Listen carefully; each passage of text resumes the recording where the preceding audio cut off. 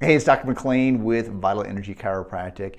One of the things that we look at in our office when we're adjusting our practice members is we look at their posture.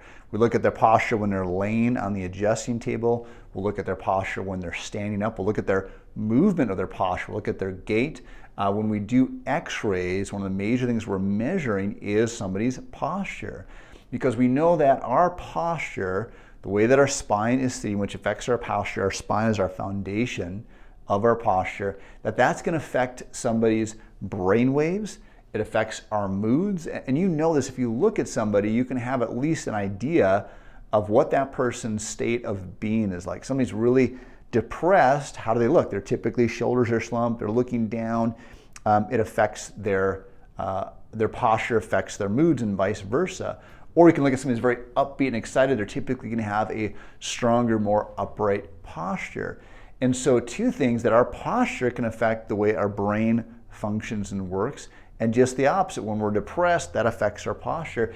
So by adjusting the spine and get somebody's spine into a better position, which affects their posture, it can affect their mood and their resilience. There's actually a study that was done in New Zealand, and they changed people's postures. They took students and they took people and they had them take tests, and they put them into really stooped or bad postures, and then they put people in very strong postures, and they found that it affected their ability to perform on that test. It also affected our resiliency, it affected our moods.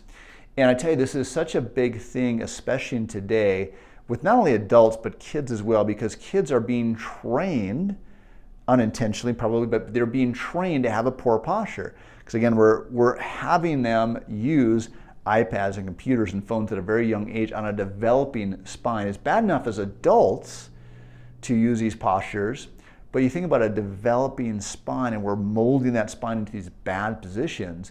So think about how it's going to affect their grades, if it's going to affect their confidence and their resiliency. That's going to affect their social environments. It's going to affect how they do in sports.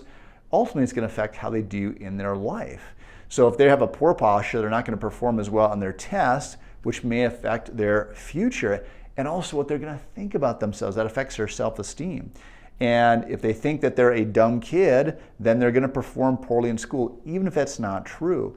Now, I'm not trying to say chiropractic's the be-all, end-all, that if they get adjusted, that's going to fix all their grades, but it will have effect on their self-esteem, on their confidence, on their resiliency, which are huge factors that are success in life. I know for myself, I really struggled in school, all the way up through college until I got even into chiropractic school.